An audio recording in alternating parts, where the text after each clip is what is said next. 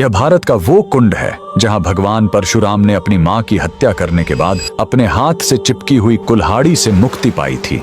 यह कहानी है महान ऋषि जमदग्नि और उनकी पत्नी पतिव्रता रेणुका की। कहते हैं रेणुका हर दिन नदी से कच्चे घड़े में पानी लाती थी और उनके सतीत्व के बल से वह घड़ा टूटता नहीं था। उनके 5 पुत्र थे जिनमें सबसे छोटे थे विष्णु अवतार परशुराम। एक दिन रेणुका ने नदी में कुछ गंधर्वों स्वर्ग के संगीतकार को जल क्रीड़ा करते देखा। उन्हें देखकर एक पल के लिए उनका मन मोह में पड़ गया और उसी क्षण उनके सतीत्व का बल टूटा और कच्चा घड़ा टूट गया। जब वो आश्रम लौटी तो ऋषि जमदग्नि ने अपने योग्य बल से जान लिया कि उनका मन भटक गया था। वो इतने क्रोधित हुए कि उन्होंने अपने पुत्रों को आज्ञा दी, अपनी मां का वध कर दो। जब चारों बड़े भाइयों ने मना कर दिया तो क्रोधित पिता ने उन्हें तुरंत पत्थर बन जाने का श्राप दे दिया। इसके बाद परशुराम ने पिता की आज्ञा को अपना धर्म समझा। उन्होंने भारी मन से अपनी कुल्हाड़ी उठाई और अपनी ही मां का सिर धड़ से अलग कर दिया। उनकी आज्ञाकारिता से प्रसन्न होकर जमदग्नि ने वरदान मांगने को कहा। परशुराम ने तुरंत अपनी मां को फिर से जीवित करने और साथ ही पत्थर बन चुके अपने चारों भाइयों को भी मुक्त करने का वर मांग लिया। सब फिर से जीवित हो गए, मानो कुछ हुआ ही ना हो। लेकिन कहानी यहीं खत्म नहीं हुई। मातृ हत्या का पाप उस कुल्हाड़ी पर एक दाग की तरह चिपक गया और वो उनके हाथ से अलग ही नहीं हो रही थी।